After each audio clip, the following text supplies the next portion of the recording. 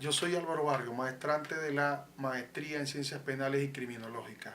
Les invito a hablar de uno de los programas más interesantes en la actualidad para el manejo de datos cualitativos y cuantitativos, como lo es el Statistical Process de Ciencia Social, el programa para las ciencias sociales, es el SPCS. Este programa procesador de datos para las ciencias sociales es uno de los más versátiles en la actualidad para los investigadores y profesionales, que hoy día hacen vida dentro de la investigación como uno de los principales paquetes estadísticos para el procesamiento de datos de alto volumen.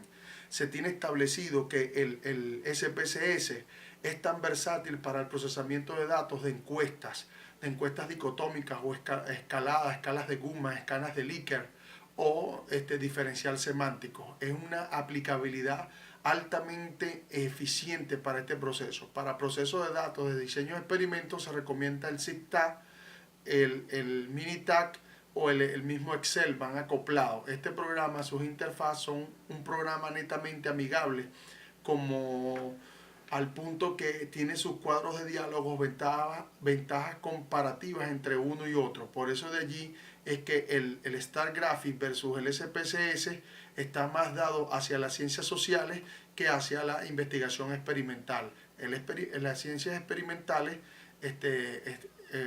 ven como una herramienta mejor para sus apetencias el Star Graphic o el ZigTag o el Minitab u otro software de alta envergadura que están utilizando hoy en día los científicos. Pero en el caso de las ciencias sociales, como el SPSS, el Ethnography, el MacUDEA, el Atlas-T, correlacionan ambos. Es un potente paquete estadístico para el alto volumen de datos. Así como vemos estas ventanas, podemos observar sinceramente cómo el SPSS ha venido evolucionando. Desde el SPSS 14 hasta los actuales momentos tenemos el SPSS 22, tal como lo observamos en esta gráfica que nos presenta grandes imágenes de las ventanas y los cuadros de diálogo de cómo se procesan, cómo se codifican. El SPSS tiene varias ventanas que nos permiten visualizar y codificar, así como clasificar las variables. Como en consecuencia se ven estos cuadros tan poderosos que nos permiten visualizar mejor parte. También tiene un excelente y potente graficador que nos permiten ver con claridad los análisis de distribución de frecuencias, así como también los análisis de variabilidad y hasta de experimentos. Precisamente en esta parte de las ciencias sociales es donde el SPC 22 ha ofrecido otras nuevas ventajas comparativas en comparación con sus versiones anteriores. Ha venido mejorando de manera excelente toda una producción de elementos internos dentro de su programación para facilitar al usuario ciertas poderosas herramientas que te permiten interactuar entre ventanas, así como la codificación en los tipos de variables ordinales, discretas, variables continuas y variables aleatorias, que se pueden concatenar o encadenar eficientemente para procesar la data.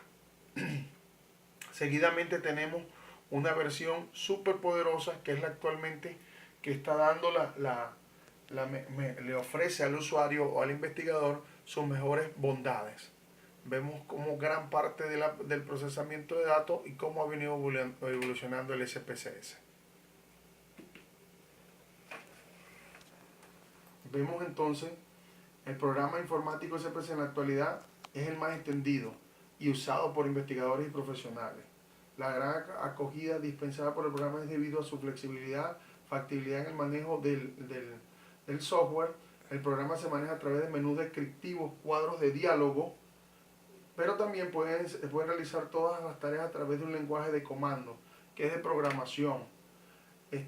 Versátil en el acoplamiento con el uso de MapInfo, tablas avanzadas, tendencias categóricas, pruebas exactas, redes neuronales, MapInfo o redes semánticas, que se utilizan mucho cuando se trata de investigaciones donde la técnica es la entrevista en profundidad, o instrumentos o técnicas que se aplican con versatilidad dentro de los trabajos cualitativos o cualicuánticos o multimétodos, tal como lo establece la Universidad de Yacambó. Tenemos entonces un menú bastante descriptivo, un menú general del programa. Vemos su menú general, ¿verdad?, o su barra de herramientas. Aquí vemos una serie de iconos que nos permiten balancear, pedir la transformación. Primero tenemos la parte de archivador, tenemos la parte de edición, tenemos la parte de ver, tenemos la parte de manejo de datos, tenemos la parte de transformar y tenemos la parte de analizar, una de las más versátiles del programa. ¿Por qué? Porque esta nos permite seleccionar qué cosas queremos hacer, si es una estadística descriptiva o una estadística multivariable, y tenemos la parte de gráfico, la representación de esos datos después de ser procesados, y unas utilidades y una ventana, y por supuesto, como todo software, una parte de ayuda. Vemos entonces ciertas categorías de cómo comienza o se comienza a aperturar un archivo a medida que avanzamos. Aquí vemos algunos que fueron seleccionados en esta guía. Seguidamente vemos la edición, que es como todo programa, está cortar, copiar, pegar.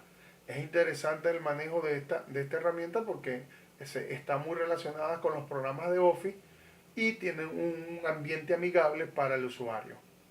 Aquí vemos entonces la parte de analizar, que son los informes en estadística descriptiva, tablas personas, comparación de media, este es para bloques y diseño de estadística avanzada o estadística inferencial, modelo de regresión, correlaciones, donde está el modelo de regresión lineal, modelo de regresión múltiple, es para establecer el comportamiento de la relación entre variables y qué tan poderosa es el coeficiente de determinación, a ver qué tan poderosa es la relación entre la variable dependiente y la variable independiente y el modelo de regresión que más ajusta, si es uno lineal, si es parabólico o cuadrático, si es logarítmico o exponencial o es polinomial, para ver cuál de estos ajusta más en la relación de variables. Pero también está la regresión múltiple, está la lineal, clasifica la reducción de datos, está la prueba de escala, las pruebas no paramétricas y series temporales, supervivencia y respuestas múltiples. Dentro de esto vemos una gran galería de gráficos, están las barras, líneas, áreas, sectores, máximo y mínimo, Pareto, control, diagrama de caja. Este diagrama de caja es conocido como diagrama de caja y bigote, es para ver cómo están los datos con respecto a la media, que están por encima o por debajo de este están. Están los diagramas de dispersión para ver cuál es la dispersión de los datos. Y está uno de los más interesantes, que es el histograma, así como los gráficos de varianza que permiten ver bajo la campana de Gauss ese comportamiento. Más allá de esto vemos entonces una serie de temas, páginas principales, sistema de ventanas en el SPSS. También observamos la parte estadística descriptiva. Si nosotros por sí solos quisiéramos manejar el programa, operarlo por sí solos, no podríamos, porque el conocimiento previo que hay que tener para poder hacer el abordaje dentro de este programa significa que nosotros tenemos que estar conscientes que tenemos que tener un conocimiento amplio y profundo de las estadísticas. Debemos haber pasado por una estadística 1, que es una estadística descriptiva, una estadística de medición de variables, una estadística de distribución de Poisson, distribución binomial, distribuciones de frecuencia, medida de tendencia ancestral, como a continuación mostramos. Vean acá, nosotros tenemos que conocer medidas de posición, que son la media aritmética, la media geométrica, media armónica, la mediana y la moda. ¿Cómo se interpreta esto? ¿Qué forma se utilizan? Porque dentro del programa ya están programadas, pero nosotros tenemos que conocerlas para poder interpretar. Las medidas de posición no central, que son los cuartiles, los deciles y percentiles. Están las medidas de dispersión, que tenemos que conocerlas también. Están entre las que están los rangos, rango intercuartílico, desviación absoluta, desviación estándar, la varianza para los análisis de medidas de expresión, tipificación de variables, tenemos que conocer qué tipo de variables, medidas asimétricas, apuntamiento o kurtosis, medidas de concentración, índice de Gini, curva de Lorentz, representación gráfica de los datos, diagrama de Pareto, que este es el conocido famoso espina de pescado, o diagrama de Chicago, gráficos de barra, histogramas, sectores, todos los polígonos de frecuencia. Si nosotros no conocemos o no tenemos conocimientos previos, se nos va a hacer imposible el uso del manejo del programa, porque no entendemos lo que estamos haciendo y esto sí sería fatal. Ok, la estadística descriptiva es el primer paso en la investigación de poblaciones o conjunto de datos procedentes del recuento o de experimento. Nos proporciona herramientas que nos permiten resumir información obtenida para así pasar de un gran volumen de datos a uno más reducido. La estadística descriptiva cubre un amplio conjunto de técnicas y métodos. En este capítulo contemplamos solo algunos conceptos, los más elementales, que son la medida de posición, dispersión, medida de simetría y kurtosis, cosas que se hacen bastante versátiles con el programa. Ahora, seguidamente le voy a mostrar aquí en mi computadora, ¿verdad? Le voy a mostrar cómo funciona el programa SPSS. Yo lo tengo instalado, el SPSS 20. Si vemos acá, aquí tenemos tres ventanas abiertas, tenemos algunos ejemplos, ¿verdad? Tenemos un ejemplo que tiene que ver con la data de violencia, pero para ser más corto, y vemos aquí las interfaces y cómo este programa tiene varias ventanas. Aparte de eso, voy a abrirlo acá. Aquí está. Voy a abrirlo para que veamos cómo es su aplicación. Aquí tenemos entonces vistas de variables. En estas vistas de variables tenemos nombre. Aquí serían las preguntas de la encuesta. Primero, pregunta 1, pregunta 2, pregunta 3, pregunta 4, pregunta 5. Aquí vemos el tipo de variable y en este botón podemos seleccionarlo.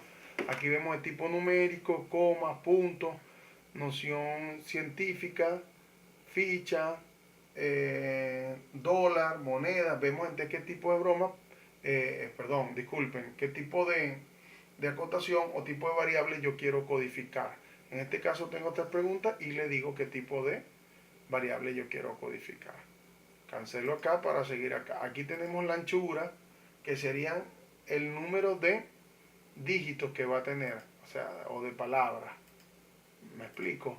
Seguidamente aquí vemos todo, puedo cambiarlo, subirlo, bajarlo, sucesivamente. Luego entonces el número de decimales que va a tener la representación. Y luego las etiquetas, que son nomás las especificaciones de cada una de esas preguntas. Por ejemplo, en la primera tenemos los proyectos de carrera son diversificados vinculados con la realidad social, laboral y económica local. Yo puedo estirar este cuadro de diálogo hasta el final, así como están viendo acá, y puedo tener la tipificación de esas 5 preguntas que están allí. Seguidamente tengo lo de las variables, cómo van a responder, o sea, los valores. Yo aquí tipifico, supongamos que yo quiero, aquí tengo el 00, dice no sabemos, no sabe, no contesta. Y el 1 está tipificado como no contesta y el sí. Supongamos que yo quiero ahora que tengo un conocimiento, aquí no sabe, no contesta, no, sí sabe, más o menos entiende el tema. Supongamos que es la variable 3 y lo etiqueto en más o menos entiende. O digamos que este 3 puede significar sí, no, un poco. Y luego le digo añadir y se añadió aquí. Se añadió un poco. Entonces le doy a aceptar y ya pasa como una de mis variables. Aquí está. Dice 3 un poco.